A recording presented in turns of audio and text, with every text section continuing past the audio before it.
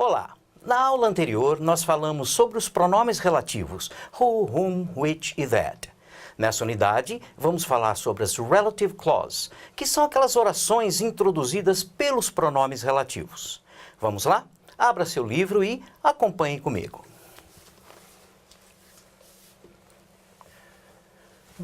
Muito bem. Então, na aula anterior, vimos os relative pronouns, não é? E agora vamos dar continuidade ao assunto. Aqui tem algumas figuras, algo relacionado aí a esporte ou hobby. Dá uma lidinha para fazer uma reflexão sobre. Muito bem. Então, relative pronouns na última unidade. E quando se estuda os relative pronouns, normalmente também se estuda as relative clauses, que são aquelas orações introduzidas pelos pronomes relativos. Então, we use relative clause, nós usamos essas relative clause, essas orações, para dar extra information, informação extra ao leitor. Essas orações, elas podem definir alguma coisa, restringir alguma coisa, não é? Então nós temos as defining clause, ou ser uma informação apenas para complementar alguma coisa, ou seja, uma informação que na verdade não seria necessária. Então nós teríamos aqui a non-defining clause.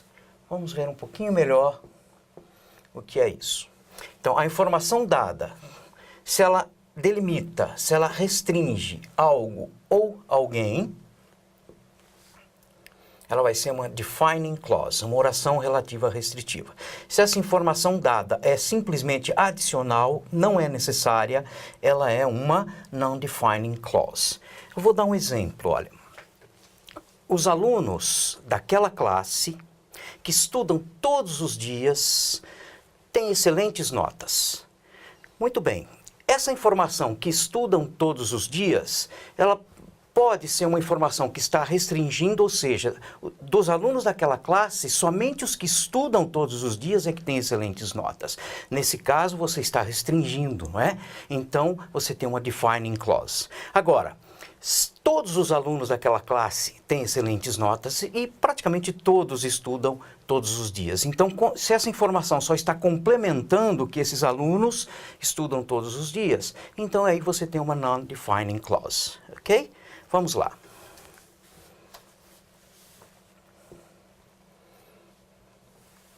Vamos pegar dois exemplos aqui, ó. Observe só. My brother who lives in New York is fluent in English. Olha a oração de baixo. My brother who lives in New York is fluent in English. Aparentemente elas são iguais. Observe qual que é a única diferença entre elas, ó. É que essa oração aqui está entre... Veja, na primeira, meu irmão que mora em Nova York é fluente em inglês. Então, esse meu irmão aqui que mora em Nova York é que é fluente em inglês.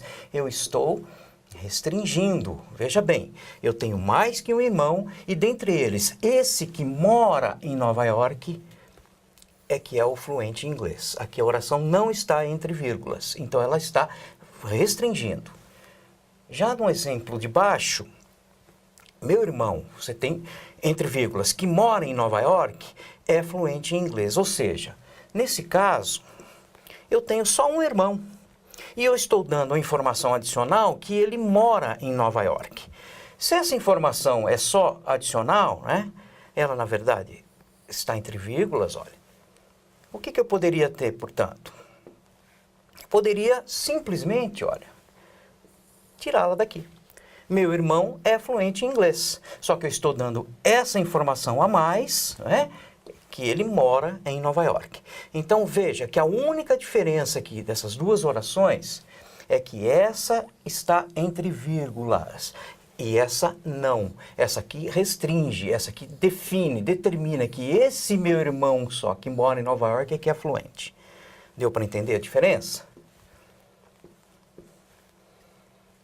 Muito bem. Então, no seu livro tem mais alguns exemplos, olha. O homem que joga no Real Madrid se feriu. Quem se feriu? Esse homem aqui que joga no Real Madrid, está restringindo. The field, o campo que eu vi estava totalmente estragado. Qual campo que estava totalmente estragado? Aquele que eu vi. Aquele que eu vi. Então está restringindo. Muito bem. Aqui ele traz uma informação, vale a pena a gente relembrar, né? Nesse exemplo, olha, o jogador que nós conhecemos na Copa do Mundo. Então, quem conheceu? Nós conhecemos na Copa do Mundo. Então, veja bem, esse jogador que nós conhecemos, essa oração aqui, ela está com função de objeto e não sujeito, né? Ou seja, quando o pronome relativo, ele substitui o objeto da oração, você pode omitir. Então, the player we met in the World Cup is very nice. Isso nós já vimos na aula anterior, foi só para relembrar. Non-defining, no caso aqui, né, lógico, na época o Ronaldo jogava ainda no Corinthians, mas vamos dizer que aqui fosse played, com ED, né? Então, Ronaldo Fenômeno, vírgula, que jogava, ou jogou no Corinthians, vírgula, é meu jogador favorito. Então, veja bem, nesse caso, como está entre vírgulas, o Ronaldo é meu jogador favorito. Essa informação que jogou no Corinthians é só adicional. Está entre vírgulas, ela pode ser omitida, ela é uma non-defining clause. E aqui ele volta a dar ênfase, não é? Que esse tipo de oração nós must use commas. Nós devemos usar vírgulas. Então está aqui, ó, ela vai aparecer sempre entre vírgulas. E também uma outra coisa que nós já vimos anteriormente, que quando a oração está entre vírgulas, por exemplo, que é o caso aqui, nós não podemos substituir esse which por that. Lembre-se, o that pode substituir sim, o who, o whom, o which, mas quando estiver entre vírgulas, no caso aqui, você não pode substituir por that. É o que ele está dizendo aqui, ó. Fácil, né? Muito bem. Você pode, então, ir até a seção antena parabólica, né? E aqui você tem um texto dizendo que, unfortunately, infelizmente no Brasil, é muito comum que os soccer players, os jogadores, não vão à universidade, não estudam, né? E ele traz um contraponto, um texto falando aqui que young rugby players need education, que os jovens jogadores de rugby precisam de educação. Então, dá uma lidinha nesses dois textos, né? E para que vocês possam realmente refletir um pouco sobre a importância de um curso superior na vida das pessoas. Ok? Por hoje é só. Até a próxima.